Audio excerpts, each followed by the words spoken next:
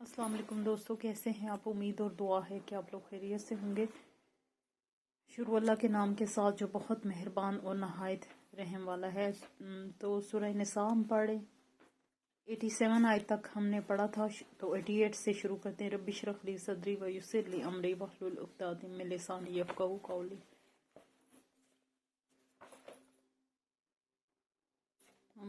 87 حدیث تک پڑھا تھا، اب آگے دیکھتے ہیں۔ فما تو کیا ہے، لکم تمہارے لیے، فی المنافقین منافقوں کے بارے میں، فئتین دو گروہ، واللہ اور اللہ نے، ارکسہم الٹا پھیر دیا ان کو، بما بے وجہ اس کے جو کسبو انہوں نے کمائی کی۔ مثلاً یہ ان دنوں کی بات ہے جب بہت سے مسلمان جو ہے کچھ ہجرت کر کے مدینہ میں آ گئے تھے شروع میں، اور کچھ جو ہے بعض مجبوریوں کی وجہ سے ہجرت نہیں کر سکے تھے، اور کچھ ایسے بھی تھے جو اسلام تو انہوں نے قبول کر لیا تھا، لیکن وہ ہر کفار کی جو ہے جنگ میں اور ہر کفار کی سازش میں شریک تھے، یعنی کہ منافقین تھے۔ تو انہی کے بارے میں یہ آیات ہیں۔ تو کیا ہے تمہارے لیے یہ منافقوں کے معاملے میں، فئتین دو گروہ ہیں، واللہ اور اللہ نے، الٹا پھیر دیا ہے، بے وجہ اس کے جو کسبو انہوں نے کمائی کی، یعنی ایسے منافق جنہوں نے اسلام تو قبول کر لیا تھا لیکن انہوں نے ہجرت نہیں کی اور اسلام کے مخالف سرگرمیوں میں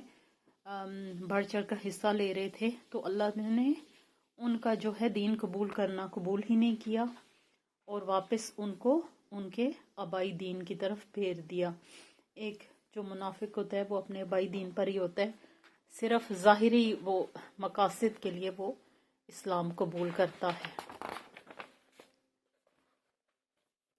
اتریدون کیا تم چاہتے ہو، ان کے تہدو تم ہدایت دو، من جس کو اضل اللہ گمراہ کر دیا اللہ نے، یعنی کہ تم ان لوگوں کے بارے میں سوچ رہے ہو جنہیں اللہ نے ہی ہدایت نہیں بخشی، اور تم سوچ رہے ہو کہ تم ان کو ہدایت دو۔ ہدایت دینا اللہ کا کام ہے۔ وہ جیسے بھائی چارہ اور رشتے تھے، تو وہ ان لوگوں کے بارے میں سوچ رہے تھے جنہوں نے ابھی ہجرت نہیں کی،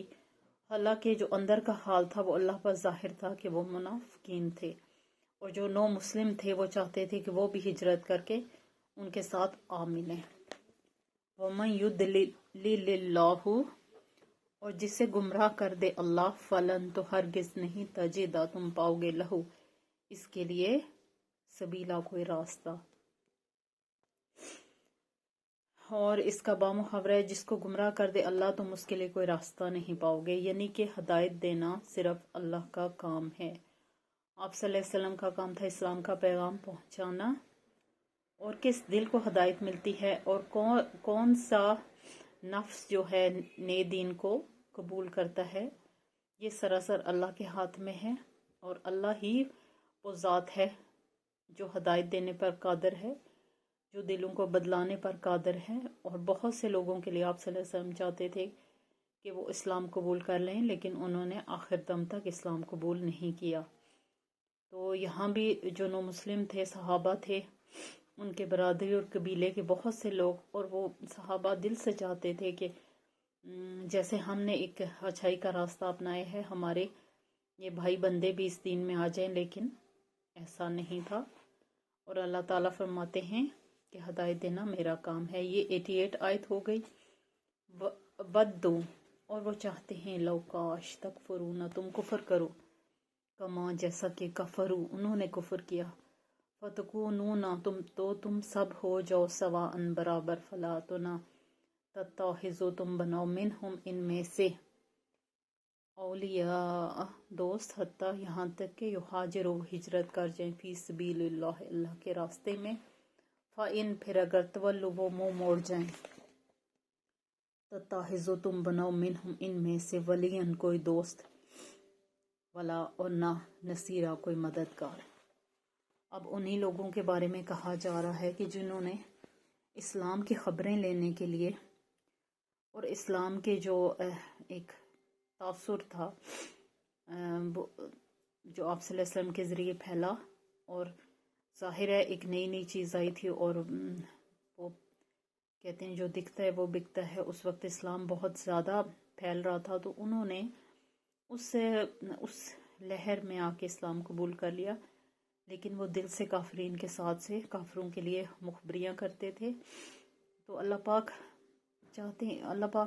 بتاتے ہیں کہ وہ دل سے یہ چاہتے ہیں کہ جیسے کہ وہ کافر ہے نا، تم بھی کافر ہو جاؤ، اپنے نئے دین کو چھوڑ دو اور ان کے پرانے دین پر واپس آ جاؤ۔ یہ ان کے دل کی خواہش تھی جس سے اللہ آگاہ تھا۔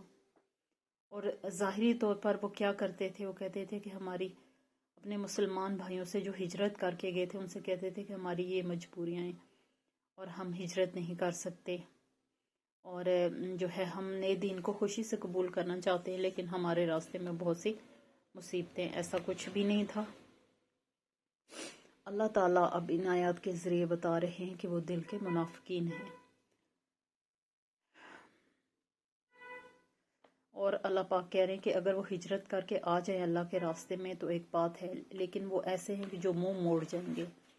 اور تمہارے لیے بہتر ہے کہ نہ ان میں سے کسی کو رازدار بناؤ اور نہ کسی کو دوست بناؤ۔ الا الذین، مگر وہ لوگ، یسلون جو پناہ لیں، الا قوم، ایک ایسی قوم کی طرف، بینکم تمہارے درمیان، و بینہم اور ان کے درمیان، میثاقن پختہ عہد ہے، او یجاؤکم یا وہ آئیں تمہارے پاس، حسرت تنگ ہوئے، صدورہم سینے ان کے یقاتلوکم کہ وہ جنگ کریں تم سے، او یا یقاتلو وہ جنگ کریں، قومہم اپنی قوم سے، ولو اور اگر شاء اللہ چاہتا اللہ، لسلطہم البتہ مسلط کر دیتا ان کو، علیکم تم پر، فلا قاتلوکم پس البتہ وہ لڑتے تم سے، فإن تزلوکم پھر اگر وہ ایک طرف ہو جائیں تم سے، فلم پھر نہ یقاتلوکم وہ جنگ کریں تم سے، وَأَلْقُوا اور وہ ڈالیں، علیکم تمہاری طرف،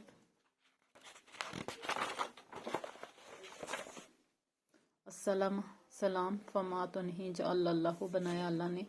لکم تمہارے لیے، علیہم ان پر، سبیلا کوئی راستہ۔ اب دیکھیں دوستو یہ کتنی لمبی آیت ہے، اور یہ بڑی ان کا مقصد جو ہے نا اندر ہی ہے کہیں،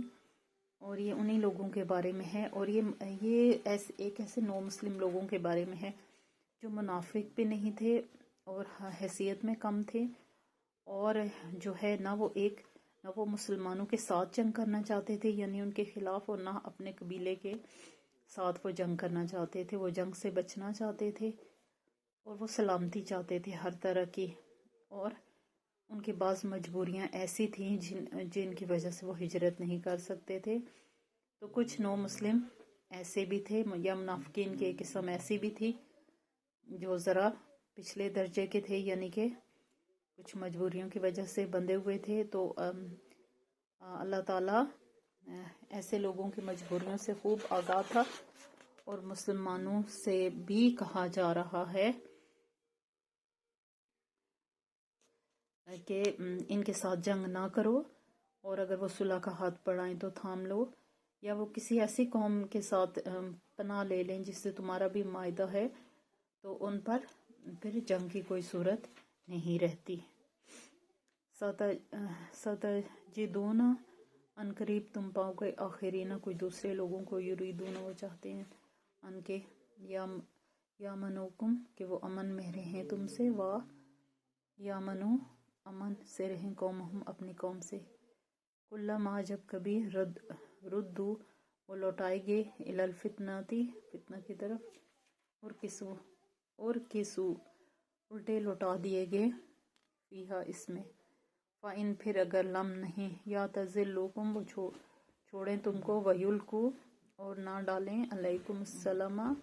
تمہاری طرف سلامتی، وَيَكُفُّوا اور نہ روکیں، ایدیہم اپنے ہاتھوں کو، فَخُذُوہُم تو پکڑو ان کو،